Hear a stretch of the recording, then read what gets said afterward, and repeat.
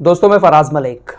इस एपिसोड में हम विदेशी खबरों पर चर्चा करेंगे। इसके बाद जो वीडियो आएगा उसमें सारी अपने देश की खबरें बताएंगे, क्योंकि काफ़ी सारे लोग कहते हैं कि भाई विदेशी खबरें भी बताया करो। तो पूरा एपिसोड इंटरनेशनल खबरों पर होने वाला है। शुरुआत करते हैं इंडोनेशिया की खबर से। अभी 15-20 दिन पहले ही मैंने आपको एक खबर बताई थी अफ्रीका के एक देश गाम्बिया की, जहाँ पर खांसी की दवाई पीने की वजह से तकरीबन 66 बच्चों की मौत हो गई।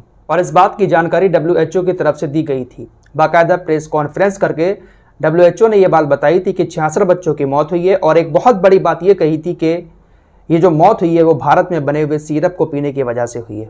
हरियाणा की एक कंपनी ये सिरप बनाकर गाम्बिया भेज रही थी। फिलहाल ये मामला अभी जांच के दायरे में है। कंपनी को रोक दिया गया है सिरप बनाने से। अब इसी बीच इंडोनेशिया से खबर सामने आ रही है।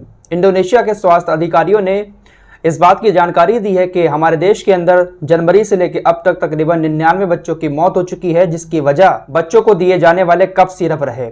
इंडोनेशिया के स्वास्थ्य अधिकारियों ने पूरी तरह से कफ सिरप देने पर बैन लगा दिया है। इंडोनेशिया के स्वास्थ्य अधिकारियों ने गुरुवार को बताया कि तकरीबन 200 ऐसे मामले सामने आए हमारे, जहां पर सिरप पीने की वजह से बच्चों की किडनियां खराब हुई और उसमें से 99 बच्चों की मौत भी हो गई। फिलहाल पूरी तरह से रोक लगा दी है इंडोनेशिया ने, लेकिन यह बात अभी तक सामने नहीं आई है कि यह सिरप जो है वो इंडोनेशिया में ही बनाया गया था या फिर किसी दूसरे देश से मंगाया गया था। बहुत जल्द इसकी जानकारी भी सामने आ जाएगी। फिलहाल एक बार फिर से मैं आप लोगों से कहना चाहूँगा कि कोई भी सिरप हुआ, किसी भी तरह की दवा हुई, बिना डॉक्टर की सलाह से ना खाएं। अगली खबर भी इंडोनेशिया से है। इंडोनेशिया के जकार्ता में एक बहुत बड़ा इस्लामिक सेंटर है। बहुत बड़ा इस्लामिक सेंटर है, इसकी बहुत ज़्यादा चर्चा भी होती रहती है।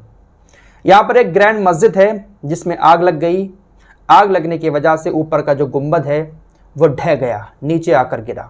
हालांकि किसी के हताहत होने की कोई खबर सामने नहीं आई है। आग इतनी ज़्यादा खतरनाक लगी थी कि दमकल की 10 गाड़ियों ने जाकर आग बुझाई। हालांकि मस्जिद का गुंबद पूरा का पूरा नीचे गिर गया। अगली खबर सऊदी अरब से आ रही है। सऊदी अरब और अमेरिका के रिश्ते इस वक्त अच्छे दिखाई नहीं दे रहे हैं। हालांकि सऊदी अरब के ऊपर काफ़ी सारे आरोप लगते हैं कि सऊदी जो है वो अमेरिका का पिट्ठू है, अमेरिका के कहने पर चलता है। लेकिन इस वक्त रिश्ते बहुत ज़्यादा बिगड़ चुके हैं अमेरिका और सऊदी अरब के। अमेरिका और सऊदी अरब के बीच ये जो तनातनी देखने को मिल रही है, इसकी वजह यह है कि अमेरिका ने सऊदी अरब के ऊपर यह आरोप लगाया है कि उसने रूस और व्लादिमीर पुतिन का साथ दिया है।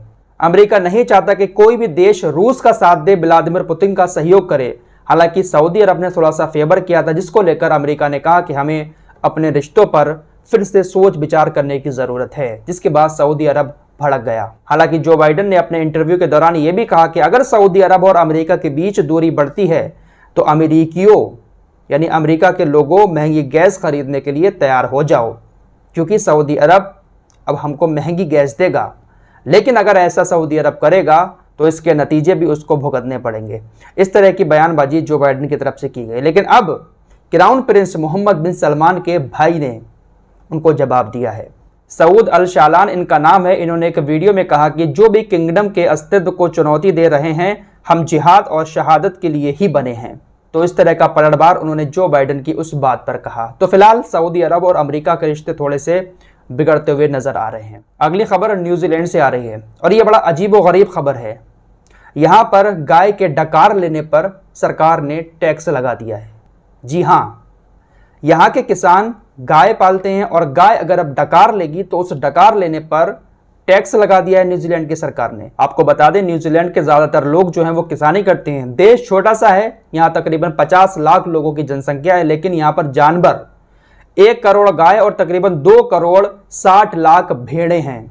इंसानों से ज़्यादा इस देश के अंदर जानवर हैं और इसकी वजह से सरकार ने कहा है कि जब गाय डकार लेती है तो उसके अंदर से एक गैस निकलती है जिससे प्रदूषण फैलता है। गाय जब डकार लेती है तो मीथेन गैस बाहर निकालती है, जिसके कारण प्रदूषण फैलता है। तो इस वजह से वहां की सरकार ने गाय के डकार लेने पर अब टैक्स लगा दिया है। इसका विरोध प्रदर्शन काफ़ी ज़्यादा न्यूजीलैंड के अंदर देखने को मिल रहा है। तो फिलहाल इस एपिसोड में इतना ही। मिलते हैं एक और नए वीडियो के साथ, तब तक के लिए अपना ख्याल रखिए।